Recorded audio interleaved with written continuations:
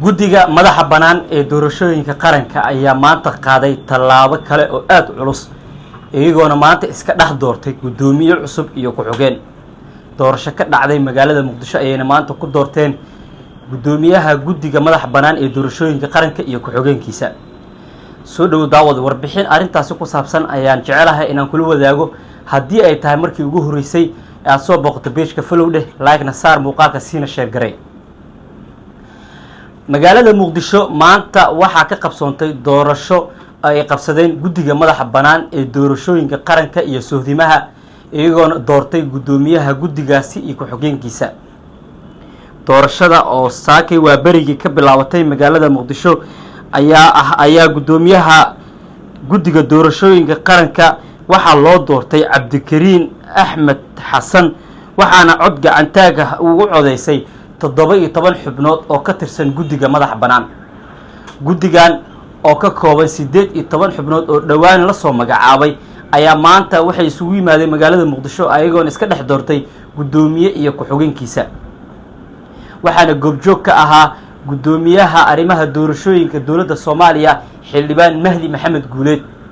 sidoo kale guddiga ayaa iska dhex doortay ku-xigeenka guddoomiyaha guddiga madaxa bannaan ee doorashooyinka qaranka, waxaana loo doortay Saadiq Abshir Garaad oo noqonaya guddoomiye ku-xigeenka guddiga madaxa bannaan ee doorashooyinka qaranka iyo sidoo kale soodimaha.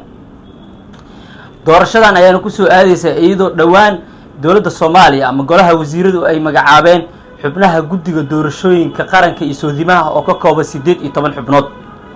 guddoomiyaha maanta la doortay ee lagu magacaabo cabdikariin axmed oo goobta ka hadlay ayaa u mahad celiyey xubnaha doortay, wuxuuna ballan qaaday inuu ka shaqayn doono in dalka uu aadi doono doorasho qof iyo cod ah, welibana uu ka gudbo doorashooyinka dadban ee sanadihii ama dhowr iyo 10 sano ee dalka uu ku jiray ama dalka ka dhici jiray. guddigan oo hogaamin doona cabdikariin axmed ayaa ka shaqayn doona maamulada doorashooyinka heerarka kala duwan ee dalka ku horseedaya in uu dalka ka hirgeliyo doorasho qof iyo cod ah oo hufan, inkastoo ay taagan tahay weli dooda xoogan ee weli ay qabaan xubnaha mucaaradka iyo maamulada dalka ka jira sida Puntland iyo Jubbaland.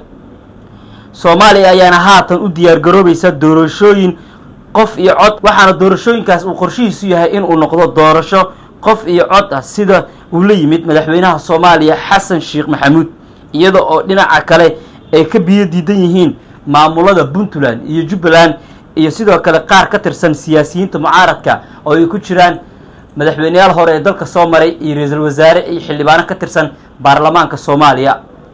arrintan maanta ee doorashada ah ee guddiga madaxa bannaan ee doorashooyinka qaranka ayaa muujinaysa tallaabo culus iyo weliba tallaabo hor leh ay qaaday dowladda Soomaaliya iyo weliba xubnahan guddiga madaxa bannaan ee iska doorteen guddoomiye iyo ku-xigeen. sanadka soo socda ee 2025 ayaa bartimihiisa lagu wadaa in gobolkani Banaadir qaybo ka mid ah degmooyinkiisa ay ka dhacaan doorasho qof iyo cod ah oo weliba noqonaya mid tijaabo adag oo dowladda Soomaaliya ku tijaabinayso in dalka uu aadi doono doorashadaasi muddo haatan laga joogo 50 sano. haddaba sidee u aragtaa doorashada maanta ka dhacday magaalada muqdisho ee lagu doortay guddoomiyaha madaxa bannaan ee guddiga doorashooyinka iyo ku-xigeenkiisa? sideena arrintaasi u suurtageli kartaa ama hore ugu sii wadi kartaa in dalka uu ka qabsoomo doorasho qof iyo cod ah iyadoo weli ay jiraan tabashooyinka iyo sidoo kale is-hor istaag ay sameynayaan qolyaha mucaaradka iyo maamulada qaar ee Puntland iyo Jubbaland? qaybta hoose ee fariinta noogu reeb wixii tala ah, like-na saar, muuqaalka siina share garay si saaxiibada u gaaro, page-kana follow dheh. waad ku maasantahay daawashadaada.